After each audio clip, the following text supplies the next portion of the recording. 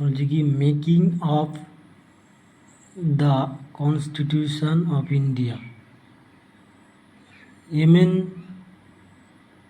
রয়, তার কি হচ্ছে M N. Roy was the first person who gave the idea of the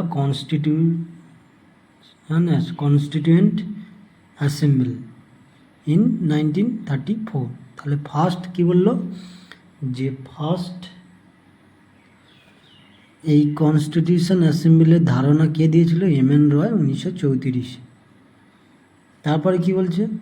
the first time official demand of constitution assembly was made at Lucknow in 1936। তাহলে এটা হচ্ছে first MN. রয় প্রথম সে নিজে থেকে বলেছিল যে 1934 সালে যে একটা কনস্টিটিউশন অ্যাসেম্বলি দরকার। আর প্রথম এটা অফিসিয়ালি ডিমান্ড হয় কোথায়? লখনৌয়ে ইন 1936।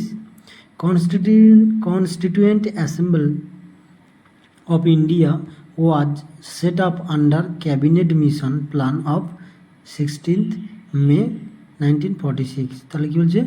এই কনস্টিটিউশন অ্যাসেম্বলি অফ ইন্ডিয়া এটা set up under cabinet mission plan. তাহলে এইটা এই যে কনস্টিটিউশন অ্যাসেম্বলি বা গণপরিষদ এইটা হচ্ছে কোন মিশনের বা কোন প্ল্যান অনুসারে হয়েছিল? ক্যাবিনেট মিশন প্ল্যান অনুসারে এটা সেট আপ হয়েছিল এবং সেটা কত সালে? 16 মে 1946। তা বলছি কি কম্পোজিশন অফ কনস্টিটিউশন অ্যাসেম্বলি। তাহলে এই কনস্টিটিউশন অ্যাসেম্বলির মধ্যে কম্পোজিশন মানে কতজন সদস্য ছিল, সেই সব সিটগুলো নিয়ে যে ভাগাভাগি সেগুলো নিয়ে আছে।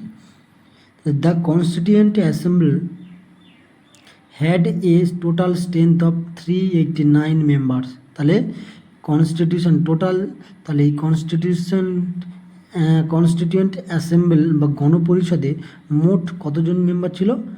389 জন মেম্বার ছিল।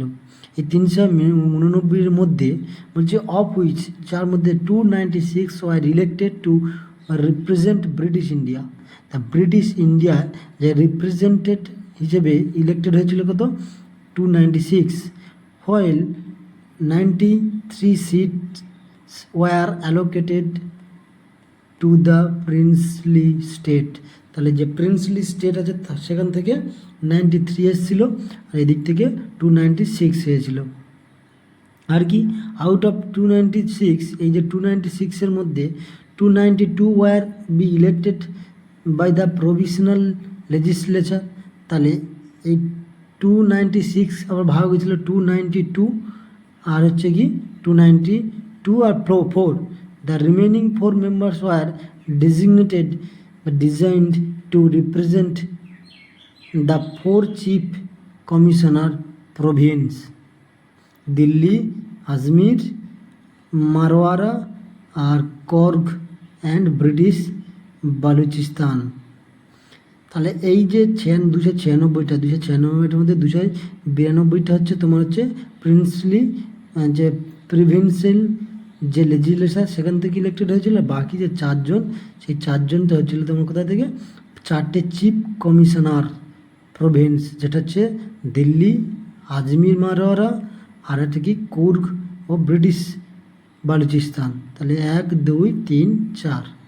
আর যেই 93 যে সিটটা ছিল 93 জন, এই 93 সিটস রিজার্ভ করে দিয়েছিল for princely states remained vacant as they did not participate in assembly. তাহলে এটা কিন্তু ভাগাভাগি হয়নি।